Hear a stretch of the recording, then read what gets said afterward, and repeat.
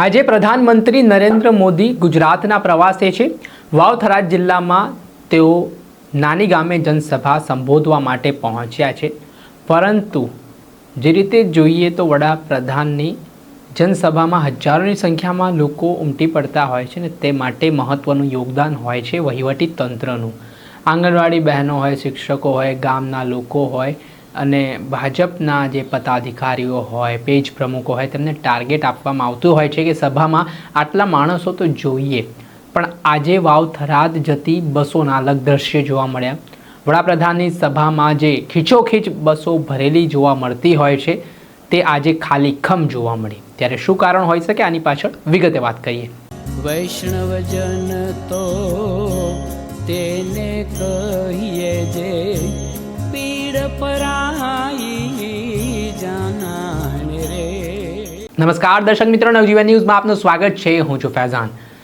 ગુજરાતના પનોતા પુત્ર વડાપ્રધાન નરેન્દ્ર મોદી ગુજરાતની મુલાકાતે છે। વાવ-થરાદ જિલ્લો જે ગુજરાતમાં નવો બન્યો છે ને આ જિલ્લામાં પ્રથમ વખત તેઓ જંગી જનસભા માટે જઈ રહ્યા છે, પરંતુ આ જનસભા સંબોધવા માટે વહીવટી તંત્ર પીએમના પ્રવાસના 10 દિવસ પહેલાં જ કામે લાગી જતું હોય છે। ગામડે ગામડેથી લોકોને બસોમાં ભરીને પીએમની સભામાં લઈ જવામાં આવે છે। ત્યારે ભૂતકાળમાં પણ એ દ્રશ્ય સામે આવી ચૂક્યા છે, જેમાં ભાજપના પદાધિકારીઓ, પેજ પ્રમુખોને ટાર્ગેટ પણ આપવામાં આવતા હોય છે કે આટલા માણસો તમારા વિસ્તારમાંથી લઈને આવવાના છે। ત્યારે આજે વાવ-થરાદમાં જે સભા થવાની છે તે પહેલાં ગુજરાત એસટીના કંઈક અલગ દ્રશ્ય સામે આવ્યા, જેમાં કેટલીક બસો જે વડાપ્રધાન નરેન્દ્ર મોદીના કાર્યક્રમ તરફ જઈ રહી છે તે બસો ખાલીખમ જોવા મળી। તેને લઈને સવાલ ઉઠી રહ્યા છે કે શું વડાપ્રધાનની સભામાં જવાનું લોકો ટાળી રહ્યા છે? કેમ લોકો આટલી મોટી માત્રાની જે વાત કરવામાં આવી હતી કે વડાપ્રધાનની સભામાં લોકો જોડાવાના છે, તો પછી વાસ્તવિકતામાં આટલી નિરસતા કેમ? ત્યારે બીજી તરફ થોડા દિવસ પહેલાં ચૌધરી સમાજના કેટલાક યુવાનો, આગેવાનો એ જ્યારે જિલ્લા કલેક્ટરને આવેદનપત્ર પાઠવ્યું તે બાબતે તેમણે વડાપ્રધાનના કાર્યક્રમનો વિરોધ અને જે કાર્યક્રમ છે તેને બહિષ્કારની ચીમકી ઉચ્ચારી હતી। તો ત્યાં ક્યાંક ને ક્યાંક એની અસર પણ જોવા મળતી હોય તેવું ચર્ચાઈ રહ્યું છે।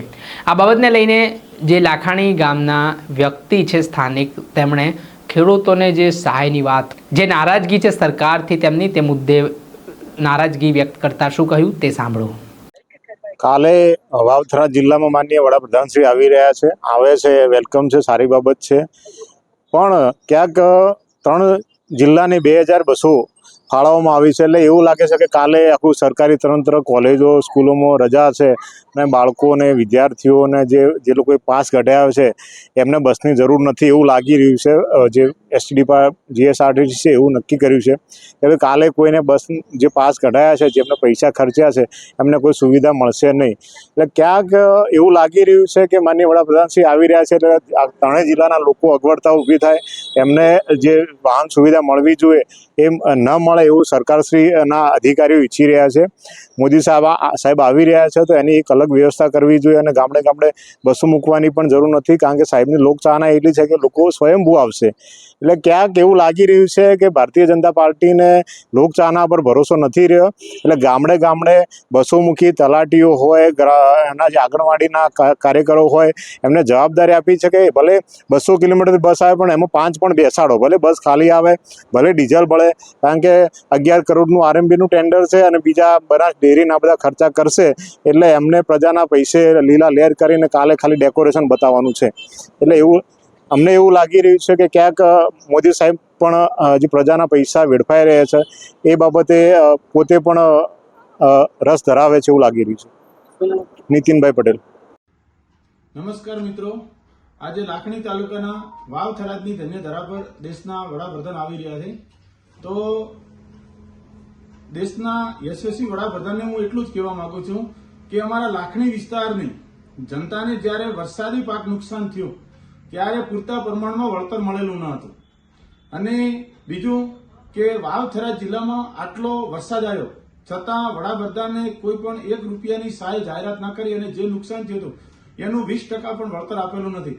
જે આજે એના પરથી ચોક્કસ કહી શકાય છે કે આ વિસ્તારની જનતા એટલી બધી નારાજ છે કે અહીંયાથી આજે જે બસો નીકળી, વાવ-થરાદ, રા, ભાભર, સોઈગામ, આ બધી બસો અહીંયાથી ખાલી નીકળે છે અને જેના લોકોએ વિડીયો પણ શેર કરેલા છે કે એક બસમાં 2-4 લોકો હતા, એમાંય એ વિસ્તારના જે શિક્ષકો છે, તલાટીઓ છે, જે નર્સો છે, પ્રાથમિક આરોગ્ય કેન્દ્રમાં નોકરી કરતી બહેનો હોય કે પછી આંગણવાડીમાં, આ બધી ટોટલ આટલું તંત્ર કામે લગાડ્યું ત્યારે એક બસમાં મોડ 5-10 લોકો એમને મળ્યા છે.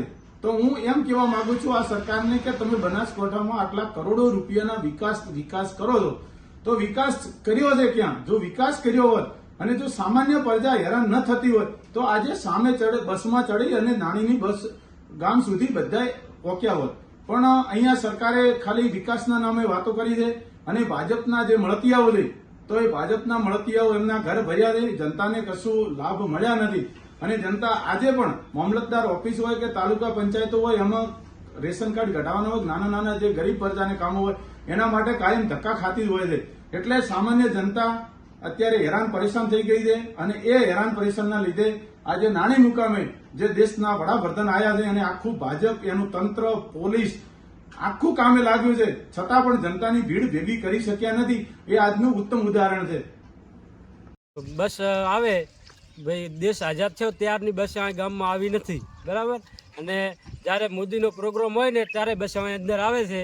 અત્યારે બસ કોઈ વ્યક્તિ હાજર છે નહીં, બરાબર, કોઈ બસમાં આવતું નથી. જય માતાજી. આપણે સાંભળ્યા હતા વાવથરા જિલ્લાના સ્થાનિકો. તેમણે સ્પષ્ટ નારાજગી દર્શાવી છે.